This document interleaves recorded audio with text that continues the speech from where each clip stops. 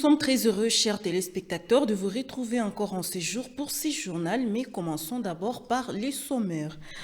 Lancement ce lundi 4 mai 2026 des épreuves hors session de l'examen d'État à Goma par le vice-gouverneur du Nord Kivu, Amani Chadrak. Plus de détails, c'est avec Prince Kakombe dans ce journal. Le cadre des bases ont mis la main sur une vendeuse du ciment mélangé à la chaux ce dimanche 3 mai 2026 au quartier Kieshero. Plus de détails, c'est dans ce journal. Duel amical ce dimanche 3 mai au stade de l'unité de Goma entre le média public et privé en marge de la journée mondiale de la liberté de la presse. Le match s'est soldé par un score de 1-0 en faveur de personnel de médias privés. Nous y reviendrons dans ce journal. Mesdames, Mesdemoiselles et Messieurs, sachons tout d'abord que la célébration ce 6 mai de la Journée mondiale de la liberté de la presse, le département de la communication, médias, postes et télécommunications place la journée sous les thèmes Kinshasa étouffe la liberté de la presse et persécute le journaliste en RDC. Les points, c'est avec Primo Pascal Roudaïgua. Message du département de la communication, médias, postes et télécommunications à l'occasion de la commémoration de la Journée mondiale de la liberté de la presse. Thème: Kinshasa étouffe la liberté de la presse et persécute les journalistes en République démocratique du Congo. En ce 3 mai 2026, à l'occasion de la Journée mondiale de la liberté de la presse, instituée par l'UNESCO en 1993, nous sommes appelés à une réflexion lucide et sans complaisance sur le rôle fondamental des journalistes dans nos sociétés. Informer, enquêter, révéler souvent dans des conditions hostiles exige un courage exceptionnel, une intégrité sans faille et un sens aigu du devoir. La liberté de la presse n'est ni une faveur ni un privilège accordé aux médias. Elle constitue un droit inaliénable des peuples à la vérité. Aujourd'hui, ce droit est gravement bafoué par le régime de Kinshasa. Des journalistes se voient interdire la diffusion d'informations en provenance de l'Est de la République démocratique du Congo, sous la menace de lourdes sanctions, voire des condamnations à mort. Beaucoup sont intimidés, traqués, réduits au silence ou arbitrairement empêchés d'exercer leur métier. Incapable de tolérer la contradiction, le pouvoir en place entretient un climat de peur et de répression où l'information est perçue comme une menace à neutraliser. Dans cet environnement délétère, la presse est étouffée sous le poids des pressions politiques, de la propagande toxique, de la désinformation orchestrée et d'une polarisation savamment entretenue. Nous condamnons avec une grande fermeté ces pratiques inacceptables imposées aux journalistes à Kinshasa. À l'inverse, dans les zones libérées, les professionnels des médias exercent leur mission avec quiétude, responsabilité et professionnalisme dans le respect des principes d'une information libre et crédible. À l'ère du numérique où l'information circule à une vitesse fulgurante, la bataille pour la vérité devient encore plus décisive. La lutte contre la désinformation, les manipulations grossières et les discours de haine ne peut être gagnée sans un engagement total et sincère des médias, des institutions et des journalistes eux-mêmes. Plus que jamais, unissons nos forces pour combattre la désinformation, dénoncer la propagande et rejeter les discours de haine afin de bâtir un espace médiatique sain, professionnel et véritablement au service du peuple. Fait à Goma le 3 mai 2026, Laurence Kanyuka, chef de département et porte-parole de l'AFC M23. Chers téléspectateurs, et comme dit tantôt dans les titres, le vice-gouverneur Amani Shadrack a officiellement lancé ce lundi 4 mai 2026 les épreuves hors session de l'examen d'État à Goma. Pour cette édition, la province aligne 31 660 candidats, dont une majorité de participation de filles de 52% dans les zones sous administration de l'AFC M23. Le précision, c'est avec Prince Kakombe. Au nom de son Excellence, Monsieur le Gouverneur de la province du Nord Kivu, Bahati Musanga Erasto, je déclare officiellement lancer les épreuves hors session de l'examen d'État édition 2026. Comme prévu et conformément au calendrier scolaire de la République démocratique du Congo, le vice-gouverneur de la province du Nord Kivu, Amani Shadrack, a officiellement lancé les épreuves préliminaires de la hors-session de l'examen d'État 2026 à Goma. Pour cette édition, la province compte 31 660 candidats finalistes, dont 16 463 filles, représentant ainsi 52% de l'effectif total, réparti dans 106 centres de passation situés à Goma, Nyiragongo, Rutshuru, Masisi, Walikale et Lubero à Kirumba, ainsi qu'à Kigali au Rwanda. Pour les vice-gouverneurs, ces chiffres témoignent de la détermination du gouvernement provincial sous l'administration de la FM23 à faciliter l'éducation de la jeune fille en faisant de l'enseignement les piliers de la reconstruction de la République démocratique du Congo, tout en promettant une passation des examens dans un climat de sécurité, de sérénité et d'apaisement. Ces chiffres traduisent non seulement l'importance accordée à l'éducation de la jeune fille, mais également la ferme détermination de l'AFC M23 à faire l'éducation les piliers de la reconstruction de notre beau et cher pays. L'AFC M23 s'engage à ce que ces examens se tiennent dans un climat sécurisé, serein et apaisé. L'inspecteur principal de la province éducationnelle Nord Kivu 1, Sostan Chabishimbo, a précisé que ces épreuves porteront respectivement sur la dissertation, l'épreuve traditionnelle, la défense du rapport des stages pour certaines options, l'oral des français, avec l'introduction cette année de l'oral d'anglais, ainsi que la pratique professionnelle. À cette occasion, l'IPP a appelé les candidats à participer avec détermination tout en évitant la tricherie. Évitez donc la peur, la paresse, car du fait que vous avez franchi la deuxième des humanités, selon les psychologues américains, cela signifie que vous avez un quotient intellectuel supérieur à 100, ce qui signifie aussi que vous êtes intelligent. Dans une salle de classe, ou une salle de passation d'examen, pour une question, la bonne réponse pour votre collègue peut être mauvaise pour vous-même. De son côté, le prophète à l'intérim Machagi Ongagi s'est adressé aux enseignants et aux encadreurs pour les appeler à soutenir moralement les élèves candidats pendant cette étape. Aux chers vaillants enseignants et encadreurs des élèves, notre bon métier d'enseignant exige une vocation. C'est pourquoi je salue votre engagement dans la formation de ces jeunes. Continuez à les soutenir moralement durant cette période. Aux surveillants et membres du jury, je vous appelle à la rigueur. Aux parents, merci pour votre accompagnement constant.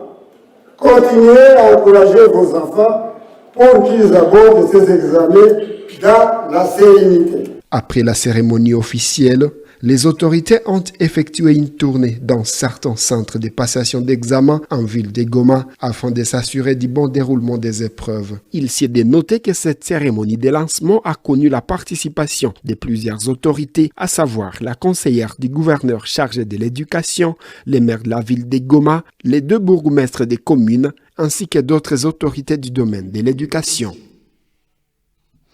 Et au quartier Kishiro 2, en commune de Goma, une vendeuse de ciment a été interceptée ce dimanche 3 mai 2026 par le cadre des bases en train de vendre du ciment mélangé à la chaux qui expose la population à des risques très graves.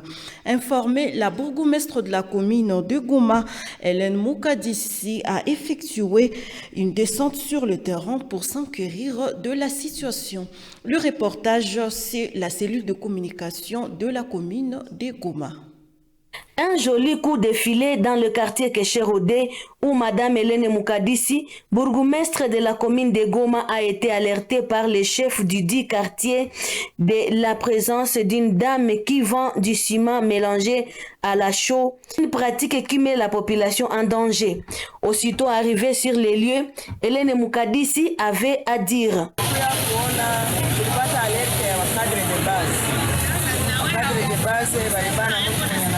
Tuseme sima za mubaya kama ndio machoka au majio wanaenda kusanga wanatengeneza sima. So sawa wakaaji walipata ile habari wakaambia wakadre de base nao wakatuita. Hapa ndio imetuleta kwa sasa. Tunaprofite kuambia wakaaji ya Goma anapenda vitu ya mweshe lenye wanaitaka majema. Bashikaze kama unataka kuuza sima, ujue ni sima ya namna gani. Eske ni kalikia mzuri, eske ni sima na kunisha kumweshe refu ya nini. Na ingine ni kuambia kila mkaaji mwenye anajua anausha vitu ya pirati. Hizi masima za bongo, za uchafu, za kusaga majiwe, wale watu yote tunawakataza na tunawaambia kama mnatabaniwa atakuwa sanction. Example ya hii boutique ya mama hapo mwenye mnaona. Yaani atuhakikishia kama ni vitu walikuwa wanafanyaka zamani lakini walikuwa waishaviacha na leo tena walikuwa waishavianza. Sio nini walikuwa wajue wapi na kitu. Quelques habitants ayant acheté du ciment à cet endroit témoignent.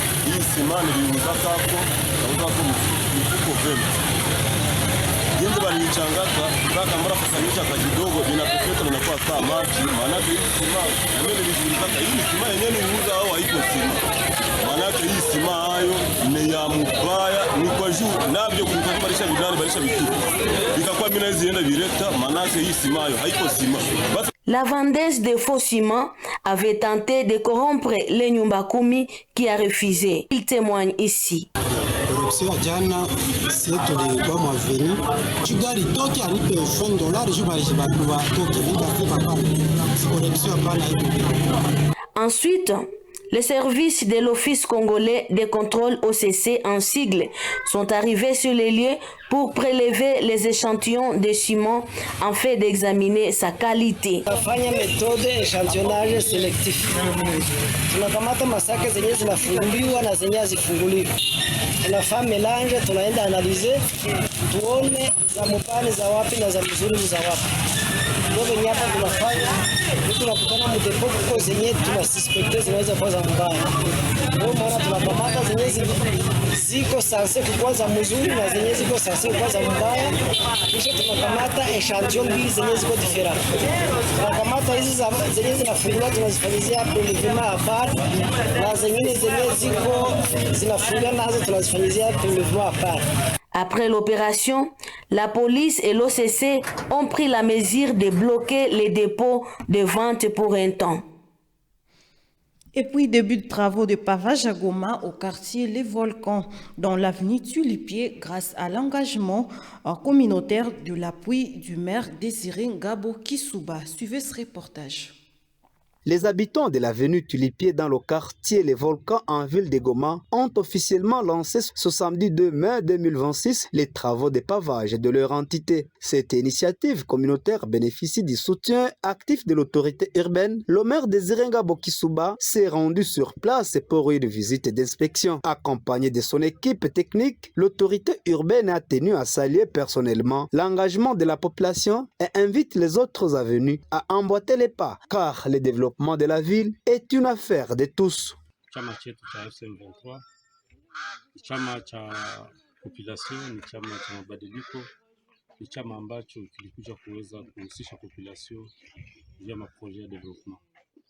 Alors tuko en pleine phase ya sensibilisation kwa population yetu juu ya auto prise en charge. Tuko na husisha population kwa kuweza kuweka mchango ili tuweze kupitisha mapave mkila vile. Goma inapashwa ijengwe, na Goma haitajengwa na wazungu ama watu wa kutoka nje, lakini Goma itajengwa na sisi wenyewe, sawa vile tunazoea kusema ndani ya chama chetu cha AFC. Goma itajengwa na population ya Goma. Kwa hiyo tulianza sensibilisation, tuliweza kualika population ya mu quartier Le Volcan, avenue Tulipien 1 na 2, na hivi saa hii deja wameanza weka mchango kidogo kidogo. Ndio unaona deja ma projet ya pavage ya hizi barabara mbili inaanza. À l'occasion, nous appelons d'autres avenues kwa kuweza kuamboate pa hii kitu ambayo kinafanyika hapa quartier Le Volcan, avenue Tulipien 1 na 2. Sasa vile tuliendaka tena usiku kote ya Kesher, tuweze kuweka pave ndani ya mwingine. Ile ni kitu ambacho kitatusaidia sana sisi kama raia, tuweke pave, tukishaweka pave tupande miti na vile vile tuweze kuweka matala kwenye barabara. Goma haitajengwa na watu wengine, Goma itajengwa tu na watoto ya Goma Bopeke. Na hii tutapita quartier par quartier, avenue par avenue, ili tuweze kuhakikisha kama Goma imevala sura ya mtu. Sur le terrain, la satisfaction est totale. Madame Lumeur, habitante de l'avenue Tulipier, a exprimé sa gratitude envers le maire de Zirengabo Kisuba pour son implication personnelle dans ces projets qui désenclavent leur milieu de vie. Naikala mwavni Tilipie, ninashukuru parce que uongozi wa chama vraiment inakuwa na changement. Ni pale nilifika hapa Goma, nilifikaka ya avenue haikuwa na image ya bien. Na kama mvule na nyesha kulikuwa tunaona pale yulu kwa majiwe yake mitugari ya chini ilikuwa na difficulté ya kupita, ilifale paka izunguruke jukengi. Mais tunafurahi sana mu arrivé ya maire wetu wa hapa sasa.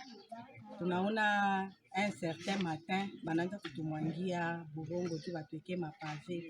Vraiment tunafurahi parce que avenir tu ni avenir ya intellectuel, ni avenir ya bien sana, mais barabara tungelikuwa shakosa juu tuweke mu modernisation. Tunamshukuru sana parce que nisi bote tuko na furaha sana kwa hii initiative analeta ya kuacha kuweka mapave mu barabara. Ça veut dire Goma inatakuwa réellement une province bien développée. Parce que kama mapave mengia mu chaque avenue, vraiment itabeba image ya bien sana. La réalisation technique est confiée à l'entreprise Compressor Grapp. Selon l'ingénieur Abdelaziz Deo, qui supervise les chantiers, les travaux devraient durer 2 mois. Il a profité de l'occasion pour rassurer la population sur la qualité du travail. Mimi ndio nimefanya hii kazi, najua kuifanya. Itakamata muda kidogo kama miezi 2 kwa hizi TDP 1, TDP 2. Notons que d'autres avenues ont déjà démarré les travaux de pavage. C'est notamment l'avenue Amane au quartier Keshero, toujours sous l'implication de l'autorité urbaine de Zirengabo Kisuba. Et nous vous gardons encore Justin Panzo, toujours à la mairie. Le maire de Zirengabo Kisuba et les étudiants de l'Unigom mobilisés pour un reboisement massif.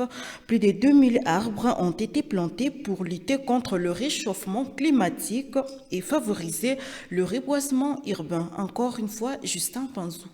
Dans le cadre de sa vision pour une ville écologique et résiliente, le maire de Goma, Zirengabo Kisuba, a consacré les travaux communautaires d'Issalong de ce samedi 2 mai 2026 à une vaste opération de plantation d'arbres dans la ville de Goma. L'ambiance était à la mobilisation citoyenne ce samedi dès les premières heures de la matinée. Partant du rond-point Bédégel, plus de 2000 arbres ont été mis en terre au cours de cette seule journée. Un geste fort pour lutter contre les réchauffements climatiques et favoriser les reboisements urbains. Cette journée a été marquée par l'implication massive des étudiants de l'université de Goma Unigom venus avec une quantité importante d'arbres. Ils ont travaillé main dans la main avec l'autorité urbaine. Conscient que planter n'est que la première étape, le maire a exhorté les étudiants, particulièrement ceux du domaine technique, à assurer un suivi rigoureux de la croissance de ces arbres déjà plantés. Mpaka tunahakikisha ile miti imekomaa. Bakiiba ni nyie. Donc mko naifuatilia mti moja kwa moja. Sasa tumeplanter plus de 2000 arbres. unapasha hakikisha kama ile miti imeota. Donc kutoka Grande Barriere mpaka kurompo BDG vyote viko pale, iko sura sasa. Miti mnapasha kuwa ipatia maji, mnapasha kuwa nakataza watu kuiba miti. Mkikutana mtu yuko na ikanyanga, mnatuletea naye services zinahusika. Tunasikilizana na tunapasha ona ile mko nafundishwa kule mu agronomy, tunapasha kuiona hapa mtendo. Kama hii miti haiyote seke hakuna mafunzo yote mko napata kule. Donc teorize mko nafanya kule, pratique ni hapa. Tuone vile hii miti iko naota na haiko tu, hatutajilimitea hapo, tutapatia na nyingine manafasi. Sasa tupatia ISDR, tutapatia nyingine manafasi, muambelire, mupande miti, musafishe, mwisho wote iko na sura. Chama chetu cha M23 kinasemaka, tuko na slogan kusema kama Kongo itajengwa na sisi, na Goma nayo itajengwa na sisi wenyewe.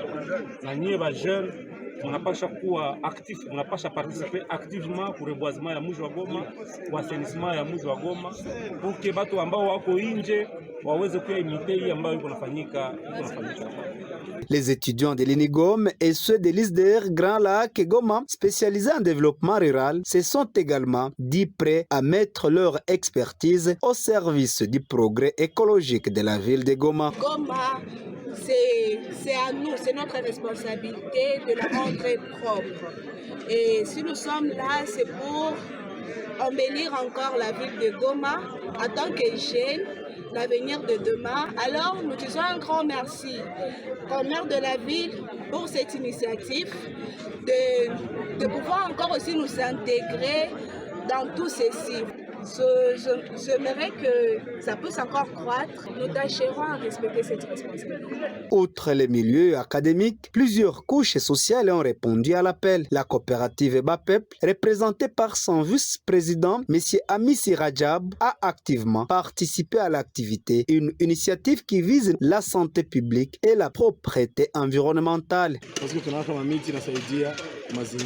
Na kupanda miti tu inaomba tuipande na tuendelee kufuatilia ile miti ikomale. Ikakomala itakuwa botea vile, inasaidia na vile inakuwa na kaiwaka mzuri. BAPEP tulipenda tu accompagner maire de la ville mu vision yeko na ya kurendre ville propre. Na sisi tujambie kama vile ya Goma iko propre, maana na sisi tuliparticipate. Projet ya miti ni mzuri sana, ndio maana tunasema hii kutia miti iko ni devoir yangu mimi na wengine wote. Tuchungana na miti, wakutana mtu watosha iko na tatu cha hii miti. Notons que le maire Désiré Ngabo Kisuba poursuit sa mission de faire de Goma un modèle de ville verte en Afrique. Et puis, à l'occasion de la Journée mondiale de la liberté de la presse, ce dimanche 3 mai 2026, le collectif de professionnels de médias du Nord Kivu, CPM Nord Kivu, a réuni les journalistes de la province autour d'un ballon rond au stade de l'Unité. Les duels amicaux entre médias publics et médias privés s'est soldé par une victoire de chaînes privées de 1-0. De précision dans ce reportage de Prince Kakombe. Le Marquois affiche un score serré de 1-0 en faveur des professionnels des médias du secteur privé. Face à eux, une sélection du secteur public, incluant notamment les agents de la radio-télévision nationale congolaise, RTNC Goma, n'a pas démérité. Mais sur la pelouse synthétique du stade de l'Unité, l'enjeu était ailleurs. Placée sous le thème international, façonner un avenir de paix, cette activité visait avant tout à renforcer la cohésion au sein des journalistes. Pour Paul Ankibando, chargé des relations publiques au sein du CPM Nord Kivu, le sport est un levier de rassemblement stratégique. Une occasion selon lui de réunir les journalistes de la province afin de trouver des mécanismes capables d'anéantir la désinformation et surtout de contribuer activement à la paix. Le message fort que nous avons aujourd'hui, c'est que nous avons pensé à tous les aînés qui nous ont déjà précédés, qui ont commencé le travail que nous avons fait. Nous sommes en train de faire des recherches, parce que dans la presse, nous sommes ancrés dans la recherche de la paix et de l'intérêt du peuple. Et c'est pour cela que le message que nous avons lancé aujourd'hui, à l'ère où le numérique est en train d'aller à très grande vitesse, le message que nous voulons lancer aujourd'hui, c'est de permettre et faire à ce que la presse puisse rester là pour anéantir, abolir la désinformation, quelle que soit d'où elle peut. Malgré la défaite de son équipe, James Kisubi, sous-directeur de la RTNC Goma, a salué l'initiative avec sportivité. Pour lui, l'échec sur le terrain est anecdotique face à la symbolique de l'événement. L'essentiel est, selon lui, de voir que les journalistes sont unis. James Kisubi s'est dit heureux de constater une étroite collaboration entre les chaînes privées et publiques dans l'exercice de leur profession. On aurait que tous les journalistes sont ensemble, ils sont unis, il n'y a pas de division entre c'est ça le message. C'est une bonne chose, nous devons encourager cela, nous devons se multiplier plusieurs rencontres avec nos confrères journalistes pour leur montrer que nous sommes tous journalistes. Et après tout, personne n'a perdu, c'est la presse qui a gagné. Notre collaboration elle est bonne parce que vous voyez déjà ensemble.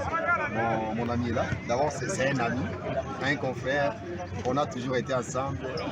Nous sommes unis. De son côté, Jean-Serge Boraouzima, éditeur et directeur de Machariki.RDC, présent lors de la rencontre, a exhorté ses confrères à vivre l'unité.